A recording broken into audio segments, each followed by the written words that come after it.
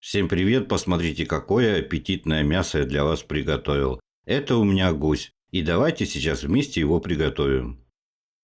Вот такой вот домашний шикарный гусь у меня сегодня. И его необходимо правильно приготовить.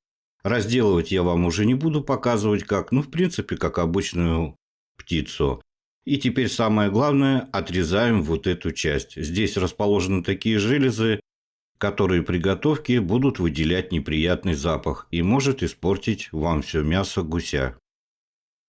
Мясо у гуся такое пресное, поэтому необходимо приготовить для него шикарный просто соус. Здесь у меня краснодарский соус, но можно использовать кетчуп или просто же сходить в магазин и купить краснодарский соус. Для того, чтобы он стал острым, я добавил 1 чайную ложку домашней горчицы, ядреной такой, и добавляю сюда 25 грамм чеснока. И теперь добавляю сюда 1 столовую ложку меда. Если у вас мед засахарился, его можно разогреть на паровой бане, что я и сделал. И теперь сюда добавляем 2 чайные ложки соли. Вес моего гуся составляет 3 килограмма, но лишняя часть, как крылья и шея, в принципе, сюда я не рассчитываю, поэтому достаточно будет 2 чайных ложек соли на этого гуся. Гуся я разделал на довольно большие кусочки, и теперь сюда добавляем приготовленный нами соус.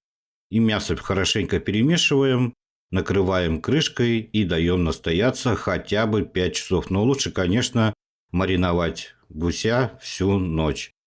Но вечером у меня придут гости, поэтому мариновать гуся в этот раз мне придется 5 часов. У меня уже приближается вечер посиделок. Для гуся я решил добавить еще апельсины. Здесь у меня 2 апельсина, вес их составил 500 грамм. Нарезаю я апельсины большими кусочками прямо вместе со шкуркой. Надо поторопиться, хочу подать прям горячее блюдо к столу. На противень я постелил пергаментную бумагу. Я не любитель часто мыть противень, поэтому я стелю всегда пергаментную бумагу. Запекать гуся кусочками в духовке я буду в пакете для запекания. И теперь выкладываем сюда все кусочки мяса. Мясо я полностью выложу в пакет для запекания. И теперь сверху выкладываем кусочки апельсина.